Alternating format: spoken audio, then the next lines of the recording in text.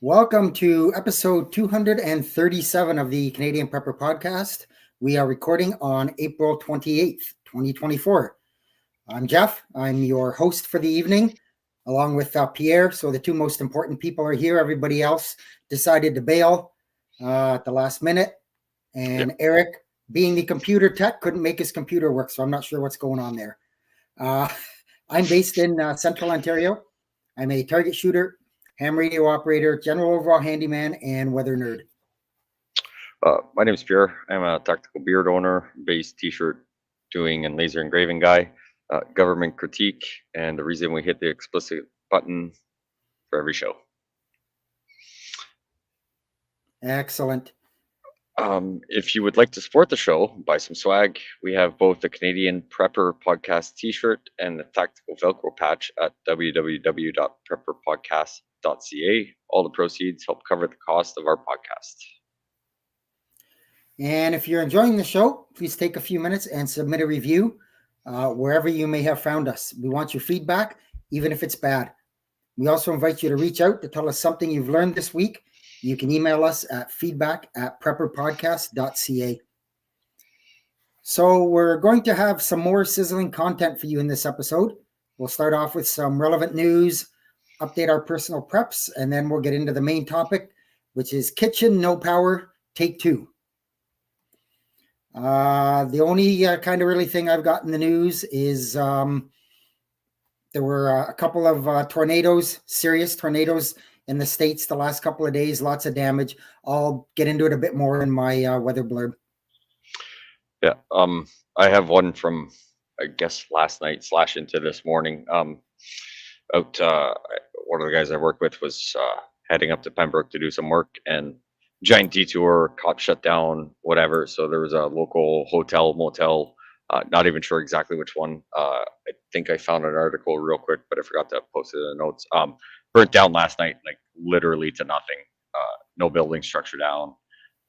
Fire trucks pumping water. They got the giant reservoirs there. It can happen at home. It can happen when you travel. If you plan on even being in a hotel for just one night, planning your escape route, planning ahead, making sure you can get to the door, you've got everything you need. Maybe not keeping important documents inside your vehicle, but somewhere easy that you've got your bag by the door. Might not be a bad thing, because I'm sure that happened kind of out of the blue and can really take a turn for the worse real fast. Yep. Absolutely. You never know what's going to happen. Stuff just comes out of the blue. So what we've done lately for preps. I did some food prep today. Went out to a meeting with the local prepper group. So Lisa, if you're listening, or if you decided to pop on, welcome. Thanks for joining the group and joining the stream tonight. Caroline, you bad girl, get your ham license. Stop dragging your feet. And Kevin, what? The organizer, and you don't even come? I'm hoping everything is good and it was just an oversight. Everything's fine. You never know what's going to happen. So I don't really want to diss you too bad, but you better have a good excuse, my friend. Yeah. As for me, not too much. Had a crazy last week and a half, 2 weeks with work. A few things around the house, some extra work at the second job. I guess you could say, or Friday that we normally do catch up on a few things. We decided to go run some errands and buy a shed. So now we got to do, strip down the backyard where we want to put it, put some gravel and everything. So hopefully that means we get to drive some equipment in the backyard, lay some gravel down. So that'll kind of help with some organizing skills and, well, not skills, but just get some stuff more organized. Hopefully have some bins more organized inside, as well as the stuff you don't really need, we can store outside. Make more room for the puppies and the family, a little more livable. So hopefully that'll work out for us. Excellent. Well, with that being said, we'll step back into the main topic. As I mentioned, we're going to do a Kitchen No Power Take 2. So we started on this topic last week. It was a request or suggestion from somebody on the Discord. So if you're not on our Discord, please join up. There's a section for topic ideas. Anything you want us to talk about, plop it in there. We're always looking for great ideas. So yeah, we'll kind of, it may be a short one, but we'll kind of maybe cover a little bit of what we had done. Any more ideas? You have any questions? Throw them in the live chat. So kind of basically what we're getting at is we're not talking about a long-term grid down here. We're talking about, you get home from work, you got no power, or you're already home, you're in the middle of cooking dinner or doing something. Suddenly the power goes out. How do you finish the dinner? How do you make dinner? Good ideas. There's lots of different ways to do it. It all depends on your living situation, whether you're an urban or a rural. Some places like apartment buildings, condos, that they may not even allow barbecues out on your patios. So you've got to have a way to cook your food or warm stuff up. So I'll start off with a couple little things. I'm sure Pierre will jump in there and we'll kind of work through it. So good idea, especially if you're in one of those small apartments or whatever. And I mentioned it the last time, but it's a great thing. It's a propane or a butane style single burner stove or single burner appliance. Oh, yeah. They're fairly cheap. As I mentioned, Canadian Tire has them for $20.99. They go on a can of butane gas, just like that. Fires it. 3 cans for $8.99 at Canadian Tire. Not saying it's the best thing in the world, but if you need something, it's going to get you there. It's small, it's portable, it's lightweight. And most of them come either in a hard case or a plastic bag that you can carry around and easily store somewhere. I know we've got one that comes in we'll say a hard plastic case, like those polyurethane bins that if I dropped would probably shatter into 1,000 pieces, but it's got a handle. It's easy to put somewhere. I know if I look up and I see that handle, I can grab it and start something up. Yep. Obviously, if you're lucky enough to be able to have a barbecue, obviously barbecues are great things. Just make sure that you've got your propane. Nice, good idea. Obviously, that we say 1 is none and 2 is 1. So make sure you've got a tank and a spare backup tank, because as we all know, when you really need it is when you're going to run out. So yep.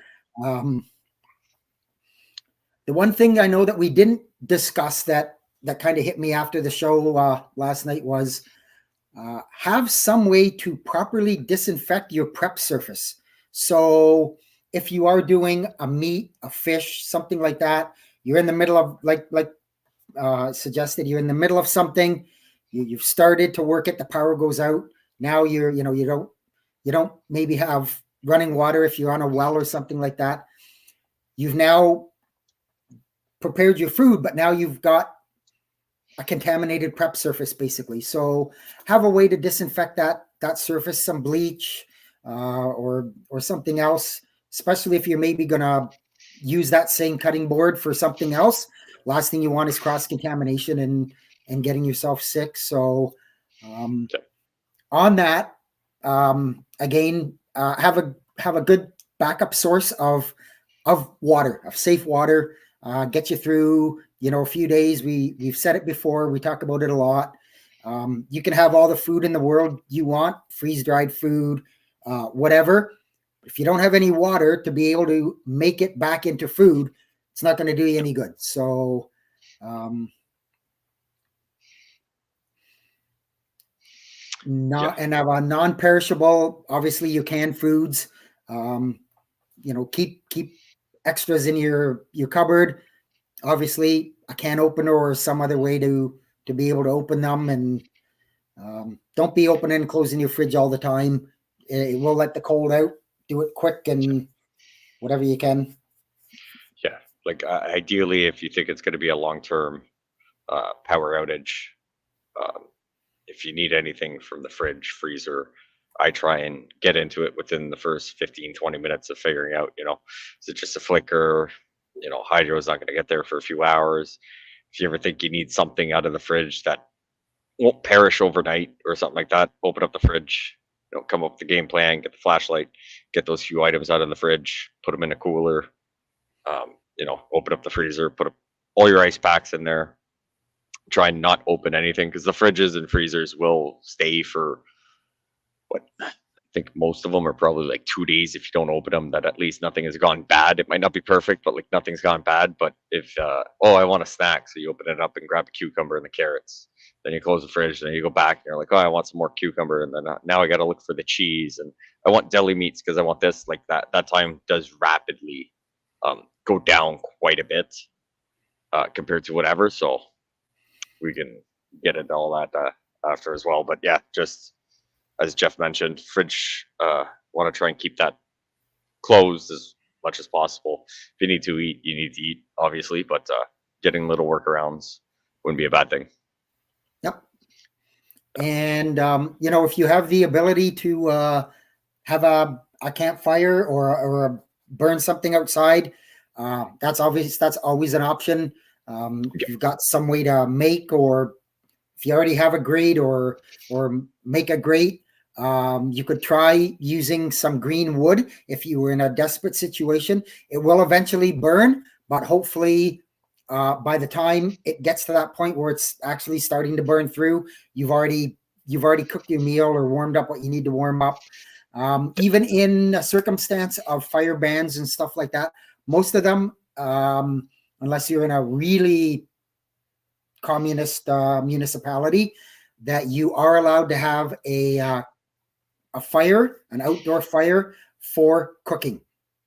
They may say we have a fire ban on, but as long as you can prove to them that it was cooking, then you're good to go.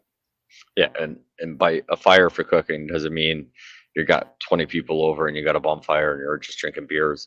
And if you're on like the 6th floor of an apartment, having a fire on the deck or balcony is probably not ideal either.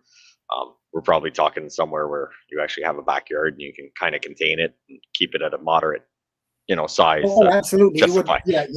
You wouldn't want to put it on a balcony or do anything like that. Yeah.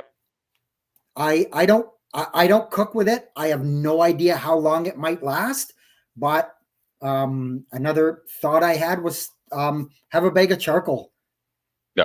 You could make some kind of a small barbecue, maybe out of I don't know if tinfoil would work or something, but ad lib, make something small, throw some charcoal on there. It'll last for a long time. I don't know how long a bag would last. If it sat for a year, would it work? I honestly can't tell you. But as long as you keep charcoal dry, don't get it wet or whatever. A good option for that is, if obviously not your fanciest new the big pots you get in pots and pan sets. Yep.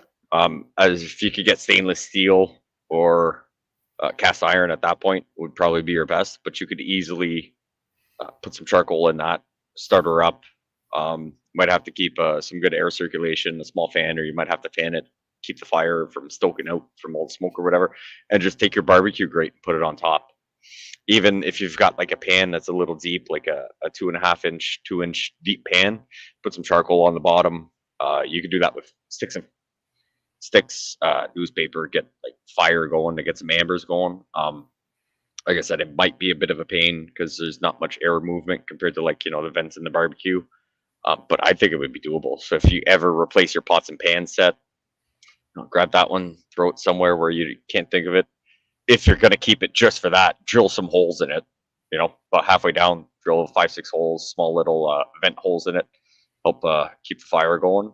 Would definitely do it. But if you are in a jam, you might need someone to help fan, get some good air circulation in it. But that could definitely work. Yeah.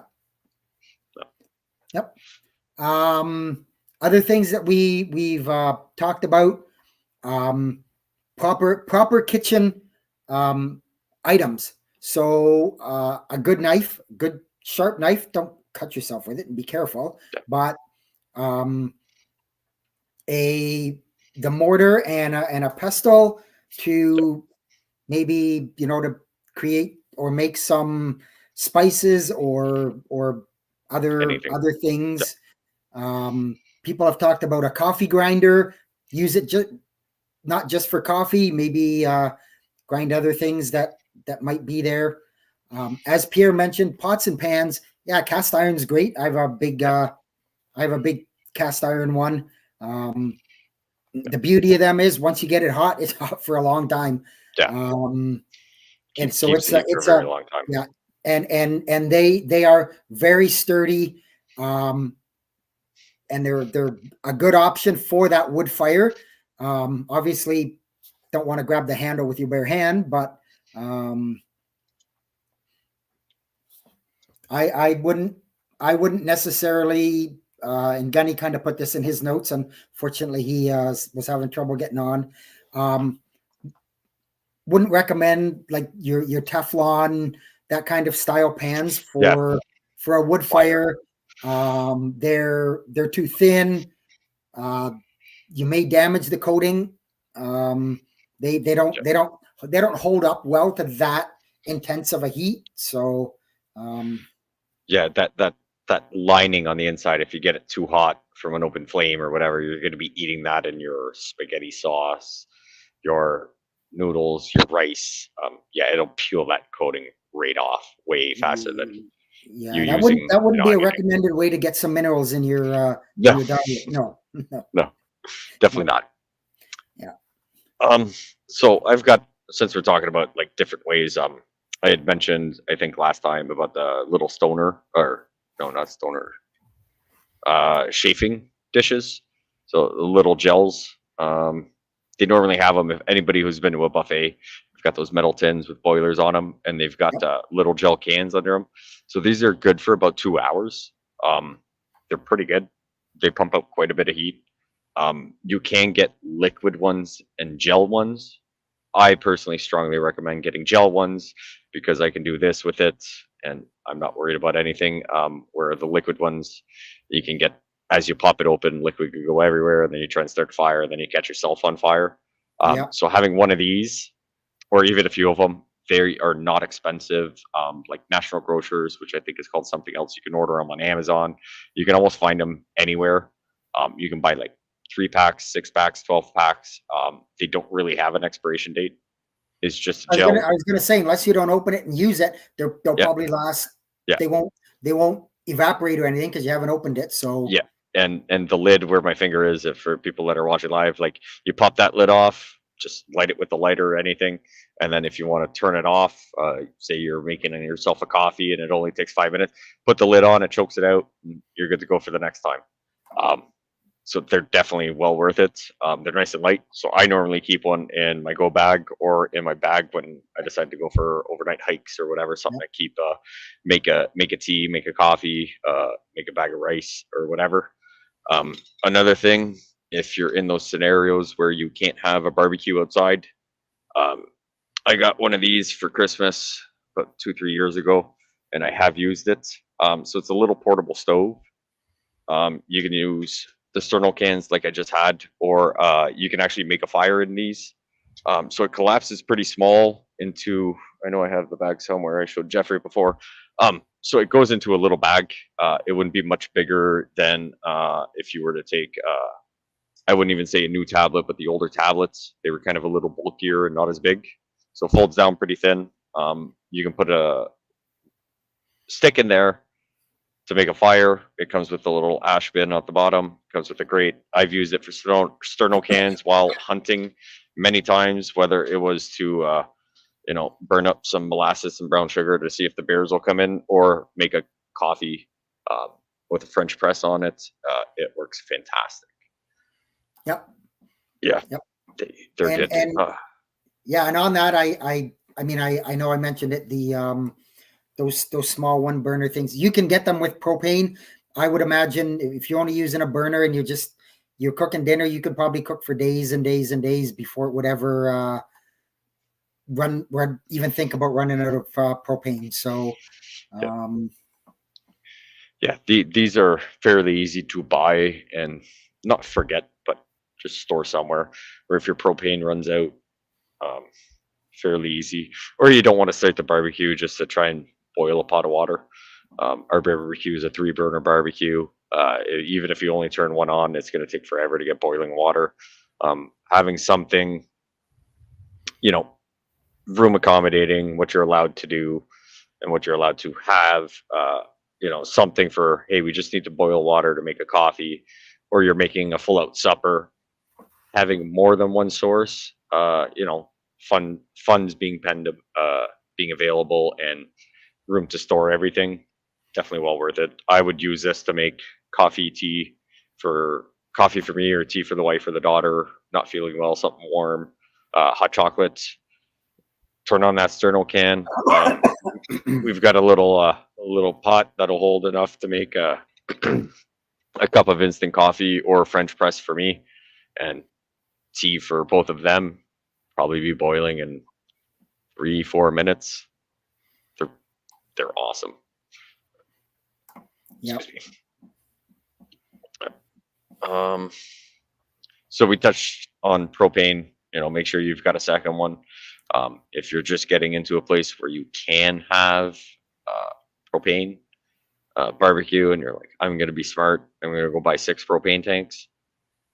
You're not wrong being smart on buying 6 propane tanks, but propane tanks have a stamp on them where eventually they need to be resealed, or you need to buy new. So if you buy 6 all in one year and they're all stamped the same year, just know that I think it's 10 years, correct? Yeah, it is 10 years. Yep. Yeah, so 10 years from now, you're going to have no tanks. Yep. So would not be bad to buy 2, you know, and then the following year buy 2, following year buy 2. So you've always got an overlap of, you know, propane tanks are just hard to find. You don't like doing the exchange. I don't like doing the exchange.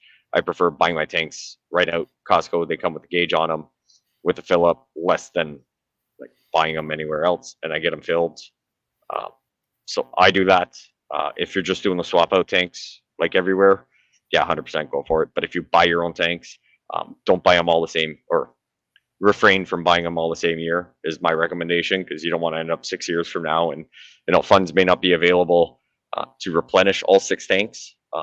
But if you offset your years, you can, you know, plan to budget. Okay, well, next year I'll replace the 2 I had to replace this year, but I've still got 2 or 4 tanks that are still good for another year or 2.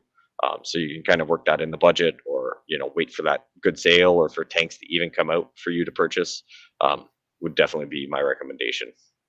Yep. And Denny in the live chat mentioned, which I failed to mention, but it was sort of something on my list. Those small 1 pound little propane canisters, you can buy an adapter and you can fill that from your 20 or 30 pound propane tank. Yep. So they say you're not supposed to fill them, but then they sell an adapter, and I know lots of people that do it. So yeah, so it's a lot cheaper than buying 20 of a single one than just the adapter and being able to fill it up. So yeah, and vice versa. If you buy those little barbecues that work on the 1 pounders, you can also buy the adapter that turns that 1 pounder adapter into your 20 pound adapter. Right, so vice versa. So you can also fill those 1 pounders with those adapters, yep. But you can also buy the hose that changes that 1 pound adapter into your regular 20 pounder. So like there's a dual purpose on those. Okay. As well, right? Like you're going camping and you're gonna walk it in. Nobody wants to walk in with a 20 pound tank full. But you get that adapter, you can fill up 1-2 of those small pounders, 1 pounders. Fairly easy to divvy up between 2-3 people, or just yourself. Bring a nice fresh one, something to hook up to, or other alteration or other means of it. But yeah, definitely that goes both ways. That little adapter that they recommend you don't use, but also the line that you can hook up from your regular propane tank to where those 1 pounders go, is well worth it. I think they're like $20-30. I mean, you'll save yourself the hassle, because those 1 pounders cost so much that you'll go through. It's crazy. Yeah. Yeah.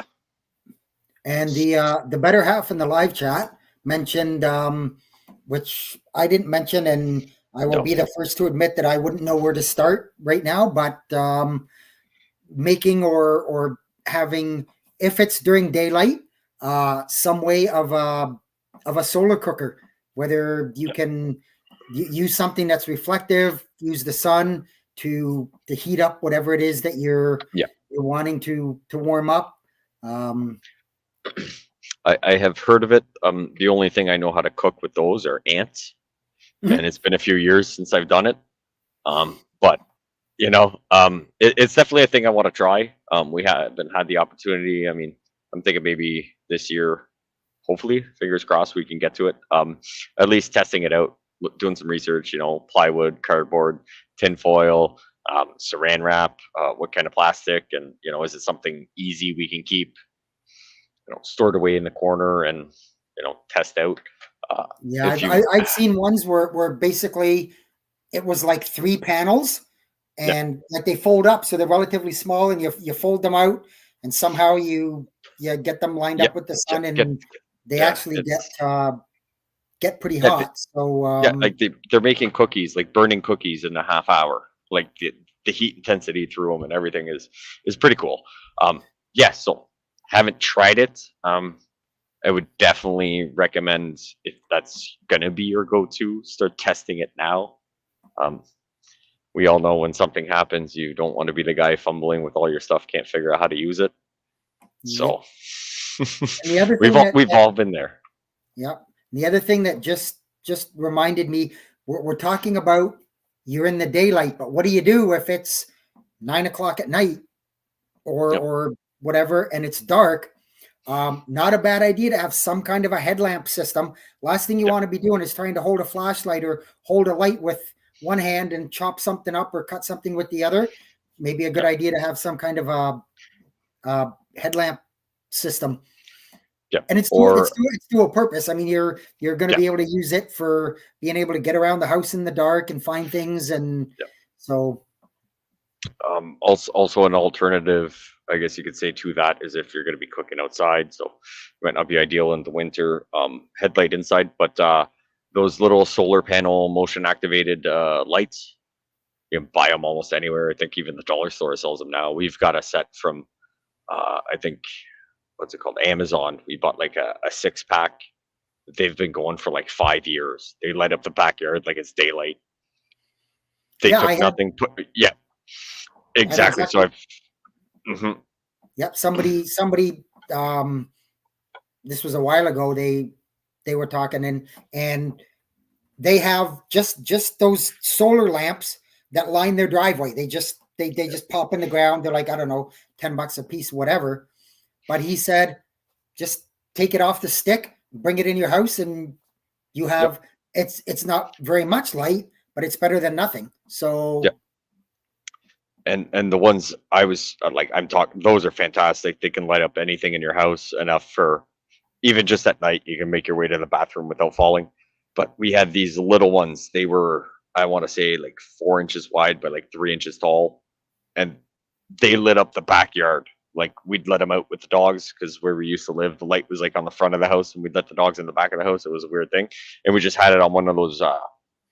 We had a On our deck there was a post that would have the clothesline, and we just put one right there, and it would light up the whole area. So those are good if you're gonna be outside. But if I wouldn't recommend having those in the house because I found them way too bright to do anything like that. But those other ones that light up the backyard would be awesome. As having little lanterns through the house yep. for anything. You had Um, mentioned. Oh, go ahead. nope. Go ahead. Oh, I was just saying, you had mentioned earlier about being sanitary and trying to, you're cooking meat, whether it's fish, chicken, whatever. Not a bad idea. Go to your local Dollarama, Dollar Tree. They've got like 4 or 5 packs of the little flexible cutting boards.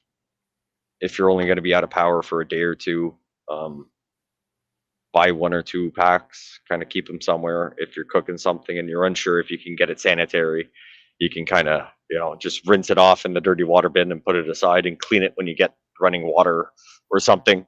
But those cutting boards are so cheap. Uh, they're they're not going to withstand, years of abuse working in a kitchen. But just to get you out of those jams, they don't take much room in the cupboards. They're small. Just normally they're color coded for, like, whites for chicken. This is for this. This is for this. So use those. You can do whatever you can, but just having those as a backup in case you're unsure of something, you can just, put it aside and use another one. Yep, Way better and safer. absolutely. And outside of that, I mean, I really like those gel things you were talking about. Oh, they're For awesome. multiple is even. There's nothing wrong. I know we talk about your vehicle preparations and all that, and especially in the Yeah, winter, we're saying have candles in your truck for some warmth, or your vehicle if something happens. Well, why not have one of those? I mean, it's dual purpose. It's one thing, but you can use it for who knows how many yeah, different applications. yeah. And the nice thing about the gel ones is they're gel. They're pretty durable. Like you can shake them when they start warming up, and it's a lot less awkward than having to explain the white stain on the carpet on the passenger side from when you knocked over the candle compared Mhm. to these in the vehicle, right? Yeah. So you're stuck on the side of the road and everything's good, but you're just like, man, I really want a coffee, and take out your little French. You can make something on the side of the road. You're stuck in traffic. This that doesn't matter. You just need a break. No Timmy's in sight because all the power's out. You can make your own coffee. Yeah, those Sterno cans. I don't even remember how much we got these for. We've only got 3, 4 of them, but I do want to go pick up like a 12 pack, 24 pack at the stores. They're not complicated to get. My recommendation: get the gel ones. Not the you can get liquid ones.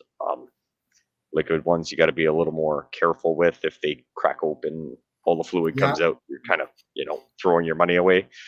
The gel ones are nice. Do be cautious with these because the can does get hot when you're using Oh, it. does it? So, Okay. oh yeah, the cans can get pretty hot. So you just stoke it out, leave it somewhere, let it cool down, and do whatever. Yep. Cheryl Bender in the live chat said she thinks they're called sun ovens. That seems to make sense to me, but they can Yep. be a little bit pricey. If you've got time and this is maybe a way to test your preps. Geez, that would be a novel idea. Yeah, I mean, You if know, someone else would have done that, they would have made sure yeah, their fucking computer worked tonight, and they'd be joining us to discuss this. But we all, absolutely. Yeah. So, maybe you can make something that you've got there for cheap. And, like I say, I've never done it. I should look into it, yep, and I will look into it. Whether tinfoil would just, maybe covering a few pieces of wood with tinfoil, and whether that would work or not, have to look at it. But, maybe that should be the podcast challenges. Look at a way to make a sun oven, but we can get there. And again, your better half said a Jetboil or a yes, BioLite. So I was talking with the prepper group when I was there today, and one of the ladies, Caroline, actually the one that I harassed, she has a Jetboil, and yep, I love would them. have to look it up. I have no idea how it works, or is it? Do you know, Pierre? Is it something like? I know it's different, but is it something like a tankless water heater, sort of? Is that the idea of it? No, so the jet boils, I love them. I really want one. They can be pretty pricey. They're nice, they're compact, they're lightweight. So normally when you buy it, you can buy different sizes. So you can get one that's like, let's say a 10 ounce all the way up to like a 30 ounce. And it Mhm. comes with its jet boil you buy similar to a Sterno can, right? A little can like this. And you have Okay. an adapter that you screw on it, and then you fold out the legs, and that's how you boil water. So you can light it. Uh, it's similar to a small propane tank, whether it be the Sterno or something. So it's got its own, proprietary can of fuel that you need to buy. You screw on, open up the valve, light it up. It works fantastic. They burn super hot, super quick, So would it be very compact. something that you can use your gel stuff with, or No, or does it uh, come with its own yeah, it comes with its its own own stand. only So can or yeah, whatever? Okay. yeah. So the jet boil, like when you buy the jet boil, it comes with something that you put on their burner, which you could put on pretty much anything, right? Like the Sterno can with the right distance or whatever, you could definitely use it. But the jet boil system, excuse me, normally comes with like this fancy adapter. You fold the legs out and it goes on top of a jet boil can of gas. Burn it, put this thing on, and you're eating a hot meal in no time. So Okay, it gotcha. can, yeah, and it's more of not a pots and pan set. So that would be good for, the instant rice you can buy, like the chicken flavored or the wild rice or the mac and cheese. Add a bit of water, add the powder, add the rice. It'd probably cook that in like 2.5 minutes. Okay, gotcha. So it's really good for dehydrated or all those fancy meals you buy, like what's the company? I can't think of the names now. Like Mountain House, like the Yeah, dehydrated kind of. they'd be the jet boils are very popular for people that do that, which wouldn't be bad to make coffee, things like that. But depending what you're doing, might not be the best idea. But it'll definitely get you out of a jam. As long as you've got a can of soup. You said canned goods earlier. Oh, Yeah. I haven't eaten yet. The power goes out. Oh, what am I gonna do? Okay, go get your beef stew, chunky soup. Put 2 cans in this thing, and yeah, you'd be eating a warm meal in no time. But it wouldn't be ideal if you're in the middle of making pasta and you've got the sauce going and the beef going and the noodles going, and then power goes out, nothing's ready. Jetboil would probably be a hard sell to try and get that going. Right. Yeah. Okay, got it. So that's another option. It doesn't sound like it sounds to me like it's kind of one dimensional in terms of like water and boiling water. You wouldn't be able to like take that off and plop a pan on it and cook something or whatever. I mean, unless you're getting the pans like I've got right here. These are kits that I've gotten where like, the pan's not even the size of my head. Like you could probably cook eggs in there. But I wouldn't want to feed more than like one person. right. You could put this on. This is the little one, so I've got a pan that goes in here. I've got a boiler, and it all stacks together and goes in a small bag. So you could use this on a jet boil, but I wouldn't recommend putting your heavy duty cast iron pans on there. It seems a little flimsy, and I'll say flimsy just because the cast iron's so heavy. But like little pans like this, 100% it could work. We've Okay. also got a little pot, but again, like you're not going to make much pasta for many people in the pot this size. So Right. yeah, Right. so not a horrible idea, but I personally think that little metal thing. I think I got it for Christmas, but I'm pretty sure this thing that folds out is like $20-$30 on Amazon. Your Sterno cans, you'd be way ahead compared to a jet boil. Jet boils are like almost $200 for like the nice big size one. They're a little on the pricey side, and they have a proprietary fuel for them. So it's not, you can do sterno, or I can make a fire, or I can put charcoal in this thing. Like, so you've got more options going other routes at a way more economical factor. But Right. jet boils are also fantastic, and I'm still going to get one at some point.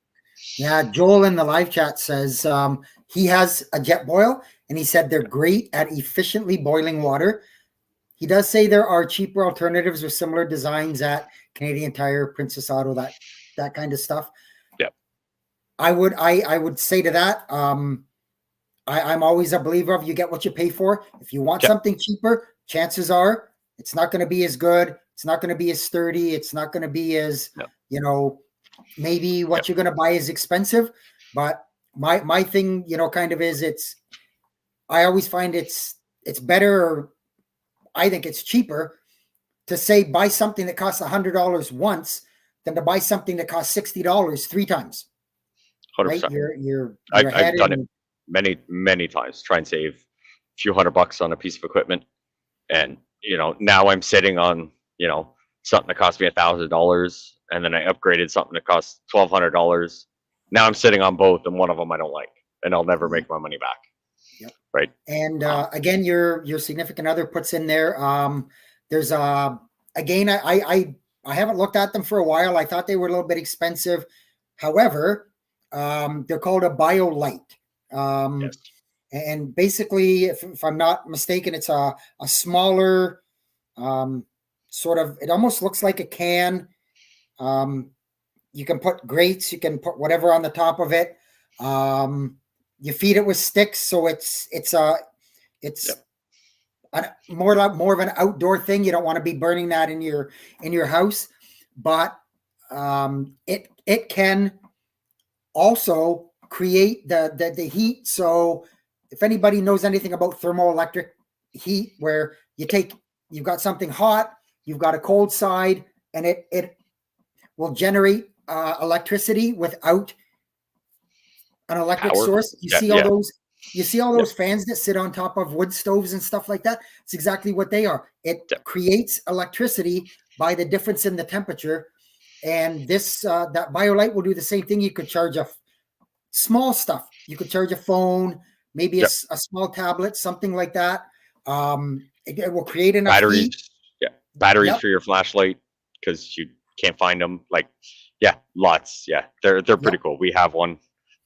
We got a bigger one. It has a fan on it, so as it's running, you can turn the fan on, and it's pretty much a smokeless. Like, there's no smoke that comes out of this. Doesn't matter if you put a log in there, whatever. Yeah, they're pretty cool.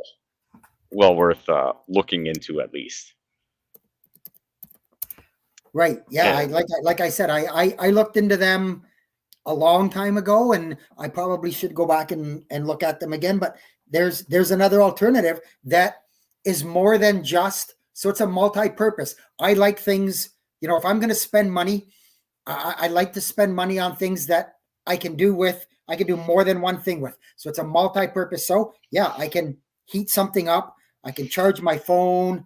I yeah, think you can cook. the one I seen that was more of the what they call the ultimate package also had I think it was just a USB plug on it, but it came with a rope light, so you could hang a rope light up like through a couple of trees or something, and actually have a little bit of light. Nice. So The one we got actually came with a cast iron insert for where the heat comes out. That fits perfectly in the grooves. Like, you can take the grill off, and we could cook eggs and bacon on this thing as long as you have it level. Like, your eggs and bacon grease wouldn't run everywhere. So, like, yeah, I mean, the BioLites. I'll say the same thing as having those jet boils. You do kind of pay for the name. They have more than one purpose. I'm sure you can find a little fire pit or something, excuse me, that you could easily make a fire and cook. Cast iron pan at Canadian Tire when they go on sale. Like, what's a frying pan? Like $10. And you could probably make something in your backyard. So this one we can take places, and you can have, you don't want a big fire, but you want a bit of heat. It's just, you and someone else sitting in the backyard. You want to make the big fire pit, log all the stuff, and put a little log in this thing, and it lasts a little bit, keep a little bit of heat, keep the bugs away. Yeah, they've got way more than one purpose. But funds available where you live are all things you need to consider for this. exactly, and Yeah.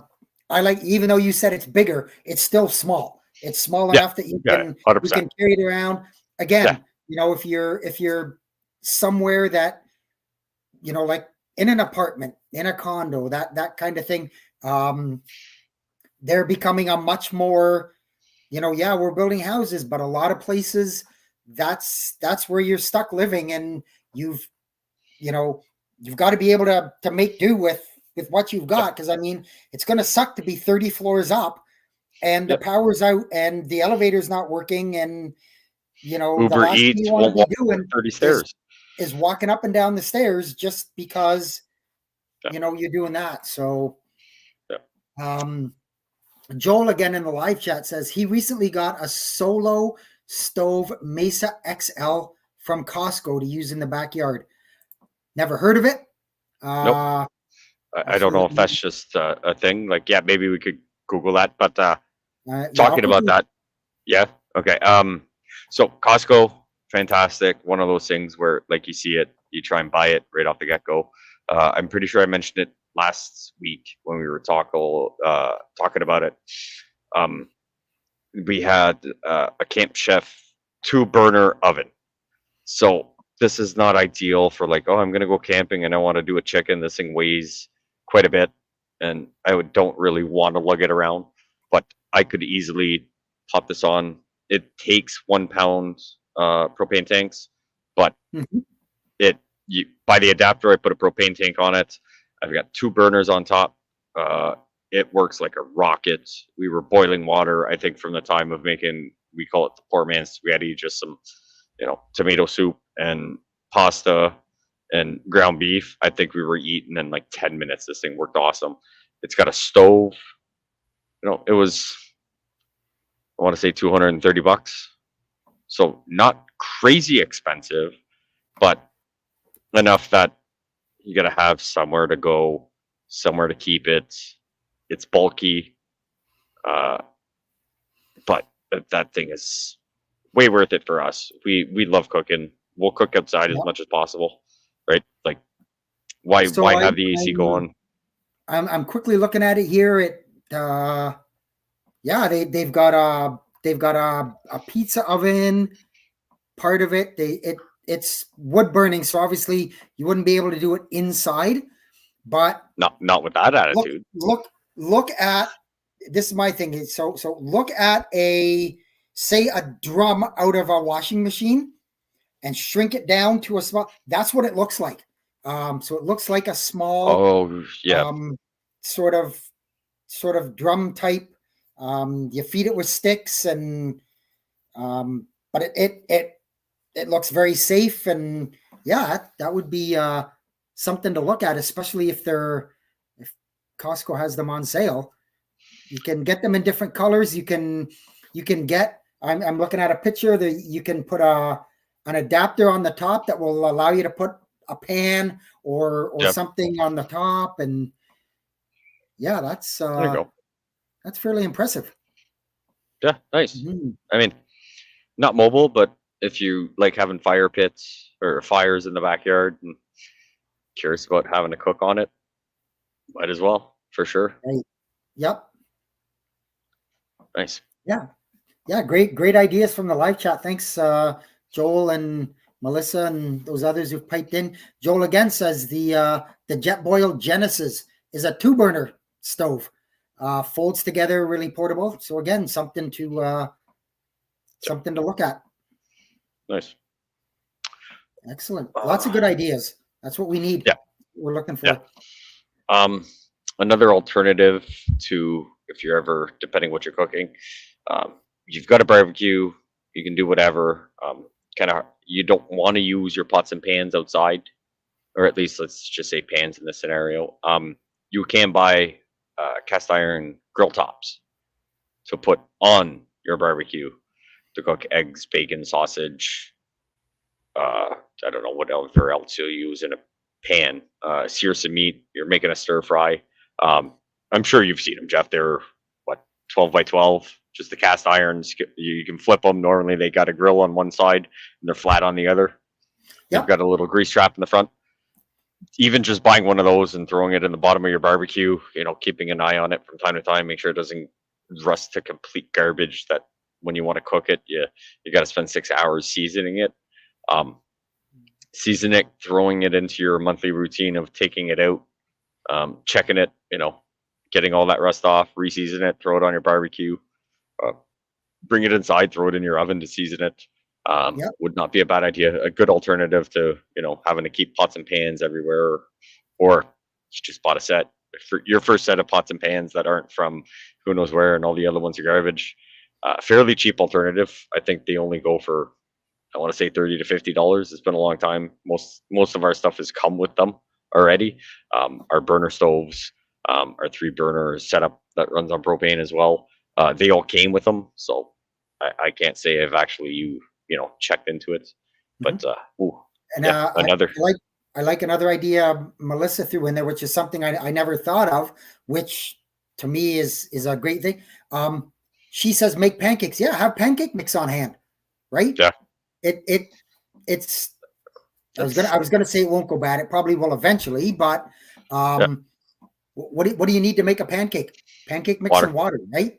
Yeah. If you buy, you get the water one. And to make pancakes, you don't have to have. It doesn't have to be hot enough to boil water or do something like that. Just enough to give you a nice brown on the edge of your pancakes, and off you go. Even if it takes you 3 minutes a pancake compared to a minute inside, pancakes are normally comfort food, especially if you got kids. They love pancakes. Put some maple syrup on it, even the no name syrup. They love it. good alternative. It's nice and it's fairly filling, right? All the carbs and everything in it. Yep. Make a nice heavy meal at least.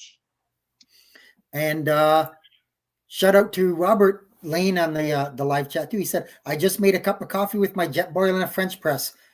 Did it while watching this. Only took a couple of minutes." So there you go. You know, easy peasy. Yeah. I like that.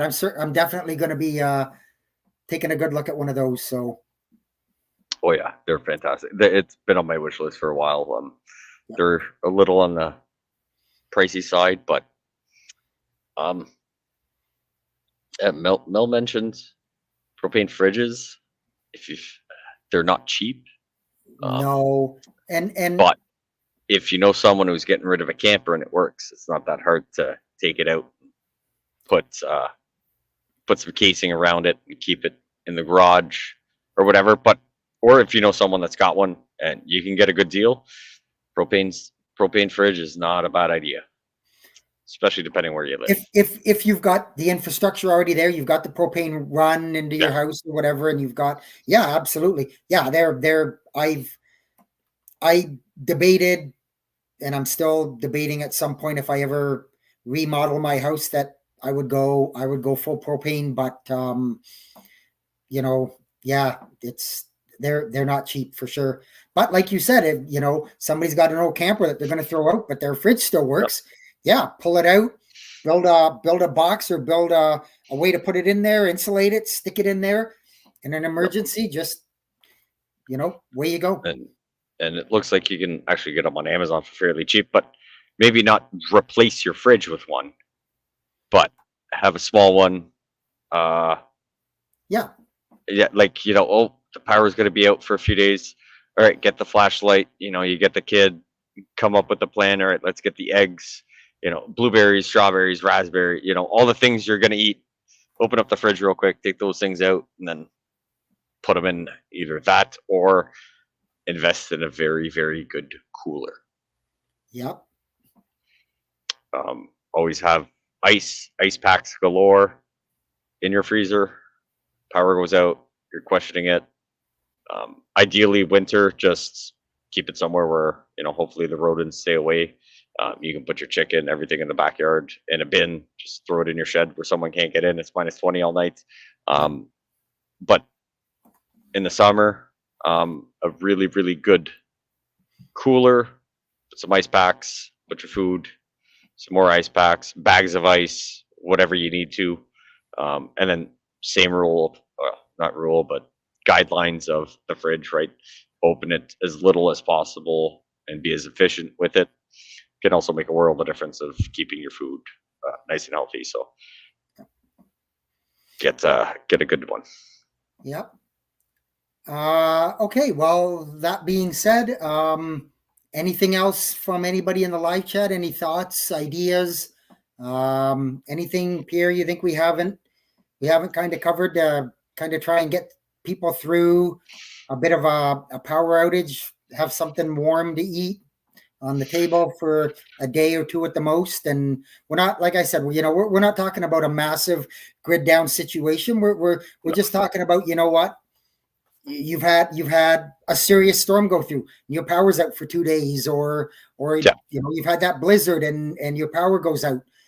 That's kind of what we're here for, and giving people lots of ideas. And so, we at least I feel we plant the seed. It's up to you to grow the plant. Idea. Yeah. We'll give you the ideas. We'll give you thoughts. We'll throw things in your head. What you want to do with it is up to you. Hopefully we give you some really good ideas, and that, somebody might come back after the show and say, you know what, I went out and I bought one of those Jetboils, or I went out and I bought a BioLite stove or something like that. If you do that, let us know. Feedback at prepperpodcast.ca.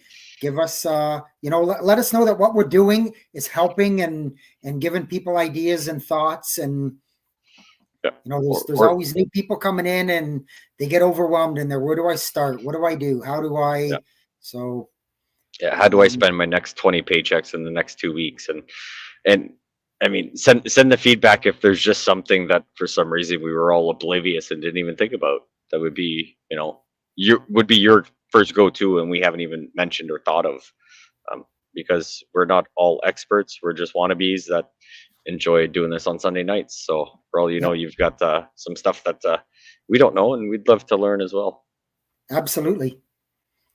Well, with that, shall we move on to the podcast challenge? So that is to have or figure out one way to warm your food when you don't have power.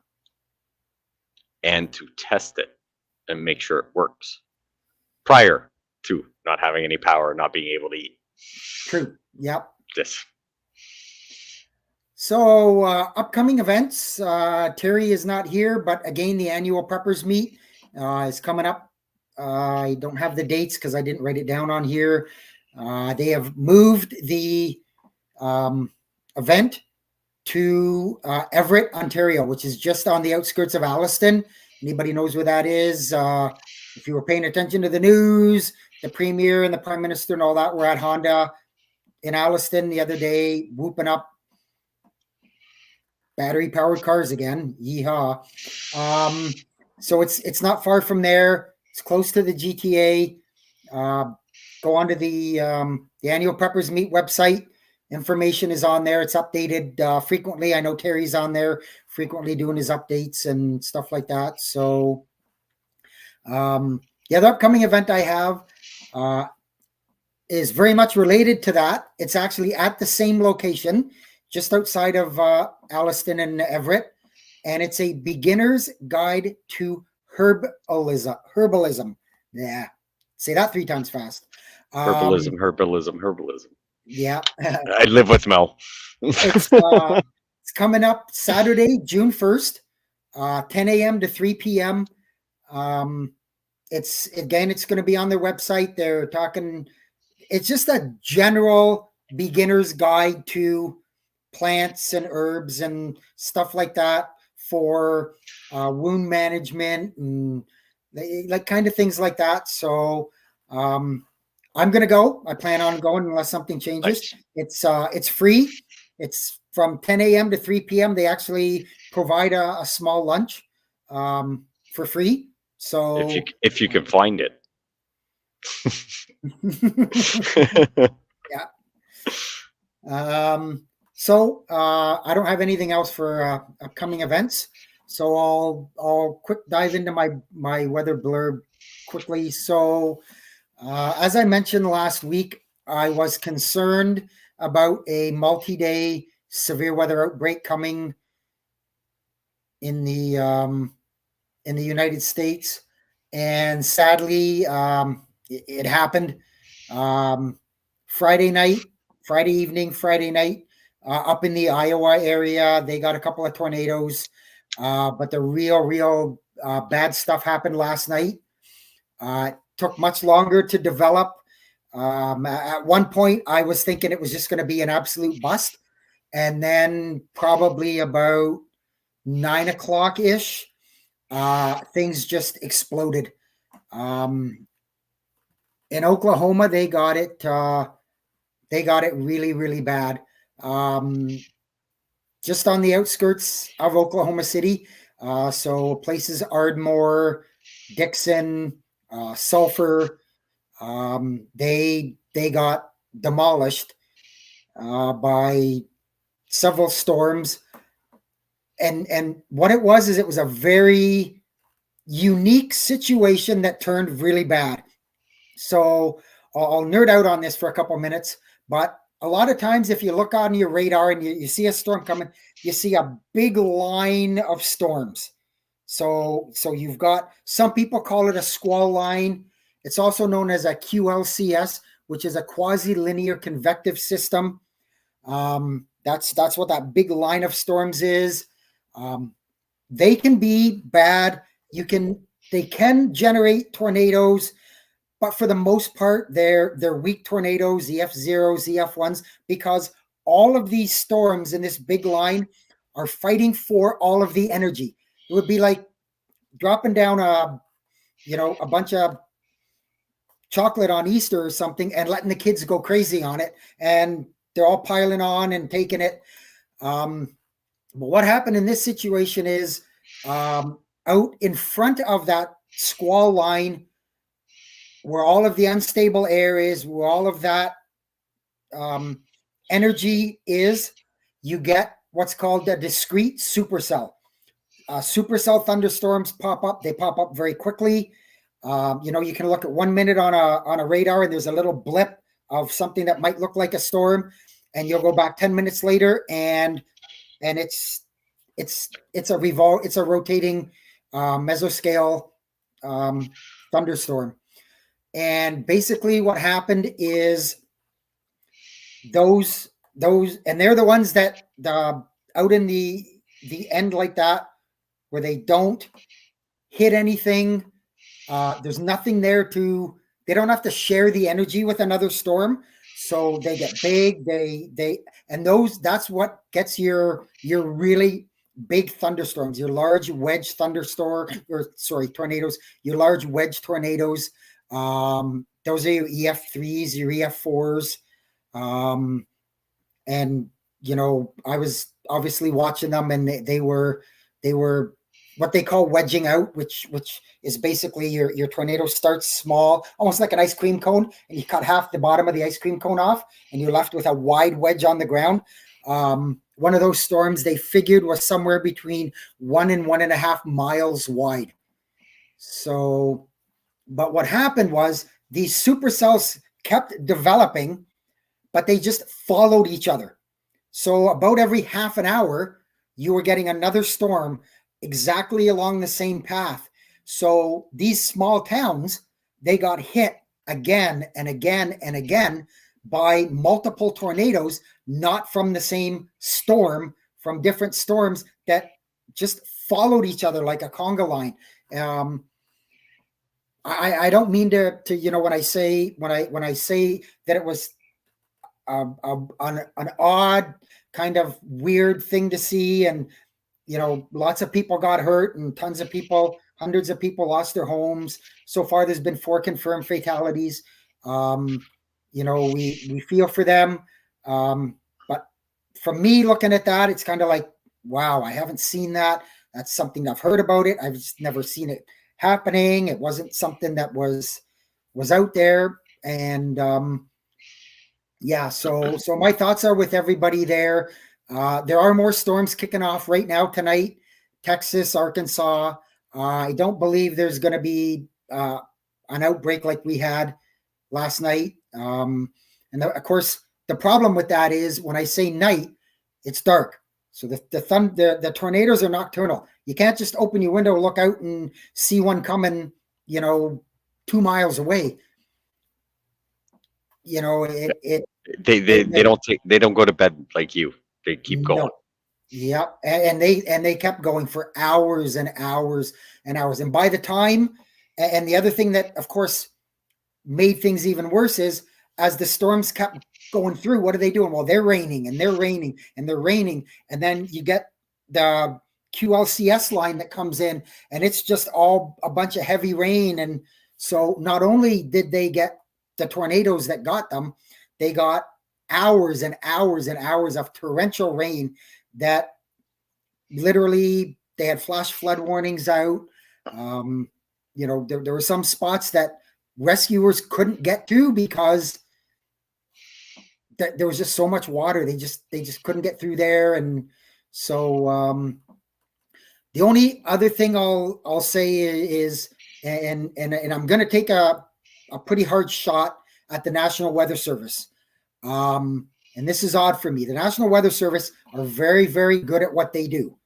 They're good at predicting. They're good at, and I really think they dropped the ball on this one. And the reason I'll say that, to be short, is there's 4 warning levels of a tornado. So you have a watch, which basically says the environment's there for the development of these storms that could produce tornadoes. So you have a watch. Then you get a warning. The warning is, hey, that storm has developed. It's got upper level rotation. It looks like it might produce a thunderstorm. You need to be warned. We're warning you that there could be a tornado come out of this. then they have what's called a PDS warning. So it's a particularly dangerous situation. That's when, you know what, the tornado's on the ground. They've confirmed it's on the ground. You're getting debris signatures on the radar. So, when tornadoes break things like buildings and trees and stuff like that, it sucks all that stuff up into the air, sometimes thousands of feet into the air. And the radar is going around and it says, wait a minute, I've got something here that I don't recognize or shouldn't be there. And it literally looks like a ball on the radar of funny different colors and everything. And it's a debris ball. And that's a great way to know, hey, Indicator. Something's on the ground. Something's happening here. There's all this stuff in the air that shouldn't be there. Like I said, like shingles and all that stuff. And then the highest level is a tornado emergency. And the tornado emergency basically is this thing's on the ground. It's huge. It's destructive. It's killing people. And these tornadoes were going on and they were doing that. And the National Weather Service office in Norman, Oklahoma never issued a tornado emergency. They never come out and said, this is really, really, really bad.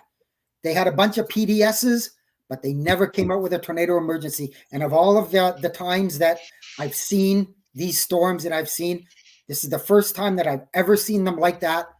And they never issued a tornado emergency. It was bad. They really dropped the ball on this. If you are in that area, I'd be complaining. They would get sick of me and my phone calls because they probably cost some lives that night because they, for whatever reason, would not issue that tornado emergency. So I'm pretty disappointed in them. Yeah, that the pictures and everything in the chat that was going and everything, that was kind of crazy. That it was pretty crazy. But Mel inquired, like, what do you have links for the Stormwatch stuff you use, or do you just use the weather app? Like, is there anything specific in case people would like to start picking up? Yeah, so I follow several storm chasers. A lot of them have their own YouTube pages in that. There's there's guys like Reed Timmer. He's a bit on the wild side. I don't follow him that much. You've got guys like Brandon Kopic and Vince Welty and there's one guy in there, Ryan Hall Y'all is his name. He's in Kentucky, but he's got a fairly significant group of storm chasers. So they've got live cams. They're out there. I follow him a lot for stuff in the States. So yeah, I'm kind of picking and choosing and getting my information from multiple sources, because when you're just getting them from one, could it be sided a little bit one way or the other? But they like Thursday night, just before it got to, I was watching them and like literally they're driving up Interstate 80 and there's a huge wedge just going right by them and they're like a half a mile away. And I'm thinking, like, you guys are nuts. I wouldn't be within a half a mile of that thing. But there's been a lot of them out there. But again, if it's something that interests you, do your research. Learn who's good, who's bad. There's one of the guys who's probably, I would say, in about my top 3 or 4 storm chasers is Brad Arnold. And they call him the tornado sniffer, because if there's a tornado anywhere, he's going to find it. He'll just be driving down the dirt road and he's like, oh, there it is right over there. And so, but you know what, to be able to chase like that, that takes years and years of practice, of reading radars and stuff like that. And even doing that, the potential is still there that they're not going to walk away from it. The biggest example of that is the El Reno tornado. One of the best storm chasers ever, Tim Samaras, got killed in that one because he got caught in what's called the bear's cage. It's complicated to explain, but it's it's an art for sure. Yep. Okay. Yeah. Just in case people want to do whatever. And obviously join the Discord where you could see live updates whenever Jeff gets to it for stuff, and probably pick his brain a little bit more there where he can send you links and stuff like that. Yep. You got a deal of the week for us there, Pierre? Yes. So we've got some really cool stuff because if ever you need to cook off grid, as we have discussed, and you need a way to start the fire. Intersurplus currently has a flare gun adapter and 100 flares and everything on sale for $2.99 instead of, I think it was three something. I can't remember. I had it open, but yeah, flare gun, 100 flares instead of 360. Sorry. So you save a little bit of money, and you've got at least 100 tries to try and get the fire going. Obviously safely and everything, but practice makes perfect. So let's let us know how you make out. Excellent. Any shout outs for anybody? I'm, other than people in the chat, deciding to join us and mentioning a few things and the interactions and everything. Thanks for putting up with the two really cool ones that decided to show up tonight. And I know it was probably like one of the best shows because the other ones weren't around, but we won't tell them that. So thank you. Sure we will. We don't have any email or iTunes reviews, but if you have one, if you liked the show, plop us a review. So with that, I will bring episode 237 of the Canadian Prepper Podcast to an end. You can find the audio podcast on iTunes, Spotify, or your favorite podcast app. Please submit a review. It encourages the algorithm to promote us and helps other people to find the show. You can find me off the wall customizing at Gmail or on one of the Tickety Talks or something. I'm sure we're somewhere. Or you can find me Monday nights on YouTube's critiquing the government with the other CPP Canadian Patriot podcast, potentially with other panelists that should have been here tonight. And we do record these shows live on YouTube and Facebook. So if you want an early peek at the shows, please subscribe to the YouTube channel, Canadian Prepper Podcast, and click the notifications tab. That will give you an alert when we're going live. If you want to contact me, I'm at feedback@prepperpodcast.ca. So thanks for joining us. Until next time, be prepared, stay safe, and keep learning.